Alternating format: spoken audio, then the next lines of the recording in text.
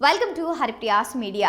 ఎలాంటి background image లేకుండా ఇండస్ట్రీలోకి అడుగుపెట్టిన శివాజీ తనకి వచ్చిన ప్రతి అవకాశాన్ని 100కి 100 పాళ్ళు ఉపయోగించుకుంటూ హీరోగా మరియు క్యారెక్టర్ ఆర్టిస్ట్గా దాదాపు 96 సినిమాల్లో నటించారు.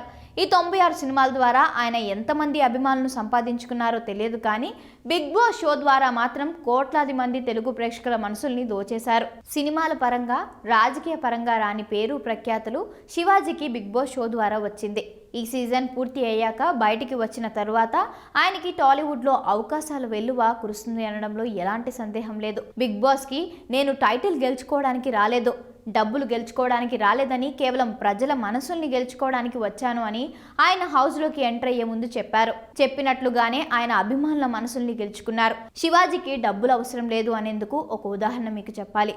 ఆయన రాజకీయ రంగంలో యాక్టివ్గా ఉన్నప్పుడు ఒక ప్రముఖ మీడియా ఛానల్ అధినేతతో స్నేహం చేశారు. ఆయనతో కలిసి ఆ టీవీ ఛానల్లో అధిక షేర్స్ని కొనుగోలు చేశారు.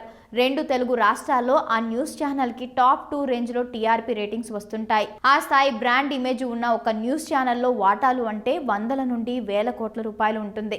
అయితే ఆ న్యూస్ ఛానల్ అధినేత ఒక స్కామ్లో చిక్కుకోవడంతో సీఈఓ పదవికి రాజీనామా చేశారు. అతను చేసిన తప్పు వల్ల శివాజీకి కూడా చెడ్డ పేరు వచ్చింది. సంపాదించింది మొత్తం ఆయన కోల్పోవలసి వచ్చింది. అప్పటి నుండి రాజకీయాలకు దూరంగా ఉంటూ వస్తున్న శివాజీ బిగ్ బాస్ షో ద్వారా పాపులర్ అయ్యి మళ్ళీ సినిమాల్లో అవకాశాలను సంపాదించాలని చూస్తున్నారు. ఈ ప్రయత్నంలో ఆయన గ్రాండ్ సక్సెస్ అయినట్టే అని చెప్పాలి.